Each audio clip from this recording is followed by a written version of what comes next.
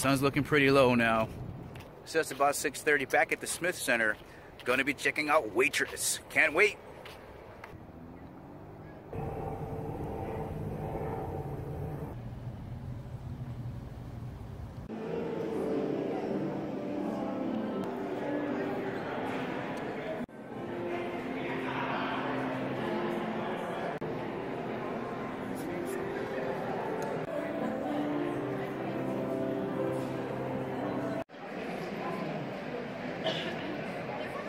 Alright guys, there it was, Waitress. Man, what a great performance. I'm so happy I went to see this. I was actually debating, like, do I want to go see this? I don't know if it's any good. In fact, when I got there, there wasn't anybody there, and then the house wasn't very full. But what a pleasant surprise. I can't believe more people didn't go see this. The music was great, the dancing was great, and the story it had to tell was even better. So in a nutshell, without giving away too much about the play, because I want you guys to be surprised when you see it, it's really all about Jenna and her two friends, Becky and Dawn, that work in a diner. I mean, it's one of those really old school diners, and I'll get into that set design a little bit later. But it really focuses on these three women, their relationships with each other, how they support each other, and what's going on in their lives. Now, Jenna's story, she's been dating this guy Earl for a super long time, and he is a jackass and is very abusive. And in the play, she finally gets up enough courage to leave him. So she's gathering up all this money to enter into this pie making contest because her pies are legendary. In fact, throughout the whole play, she's constantly naming pies that have to do with whatever situation she's in. And it really gives you an internal look into her mind when all those songs come on and all those numbers. In fact, if you want to look it up on the internet, they have many sites where you can look up the names of all the pies that she's named, and there's some really good ones. So that's fine. She's got the plan. She's collecting money, but then she gets pregnant. And that's when the story starts to get really interesting. And I'm going to hold it right there because I don't want to tell you who ends up with who and what goes on with what. But I just want to say that my favorite pairing is the pairing that Dawn and the guy she ends up meeting on Tinder. I think it was Tinder.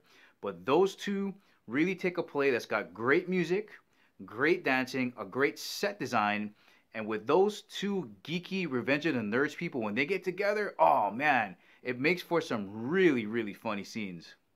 Let me talk to you guys about the set design because it really made me feel like I was on the stage with these actors. And you guys saw how far back I was sitting. I was in the nosebleed section. The details that they put into the set, the flooring, the lighting, and most important to me is the ensemble and the stage business they were doing.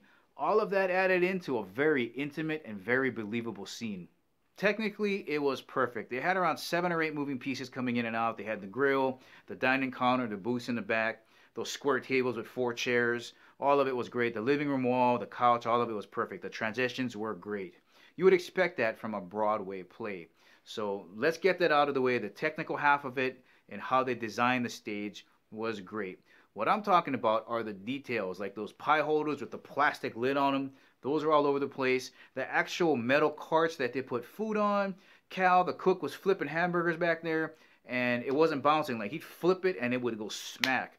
All of those little types of details you would notice throughout the entire scene, and they added to the realism of the actual diner. And that flooring, I'm going to get back to it later, really adds to it. But the big thing for me was the acting, the stage business that the ensemble actors did.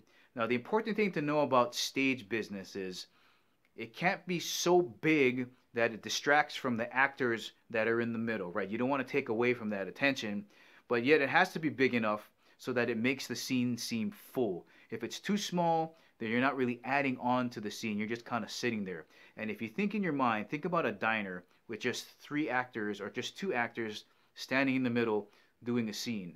It's very boring. But when you have the ensemble moving in and out, sitting down, looking at these plastic menus that were real, they weren't just paper, they had plastic menus.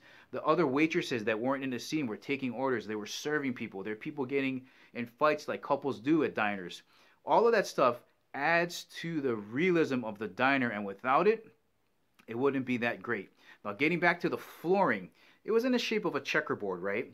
And I'm mentioning that because there was some really strong lighting in this play. and it was blocked very well. So instead of using a round white spotlight, they would often use purple or I believe blue. And instead of having it as a square, sometimes they would turn it into a diamond and it would fit onto the squares on the checkerboard on the dining room floor. And sometimes they would lead the actors into each other with those squares. So if you have an actor here and an actor here, the square would move here and it would move the actor this way, and that actor would get moved by the lighting, and then they would hit each other and the square would form one big rectangle with the two of them in between. And what's nice about that lighting is when things were a little bit lighter mood, the shade of that square would be a lighter variation of whatever color it is. And then when things got more serious, they would darken it, and it made a definite wall in between two actors. So the usage of the shading of the lighting to block certain areas and getting characters to move around, I've never seen that in any play, and it really adds to the set design. So set design, perfect. I'm going to give it up for the ensemble actors, great, and thumbs up for all the little details in the diner. So if you're looking for a really funny play that handles a very difficult decision, right? What do you do if you're in a relationship but you're attracted to somebody else? Go see this play. Fantastic music, great dancing, and a really good set design. Guys, that was my review of Waitress. If you enjoyed it, please give me the thumbs up. If you haven't subscribed to Chemo 365, please do. And remember, I'll catch you guys later.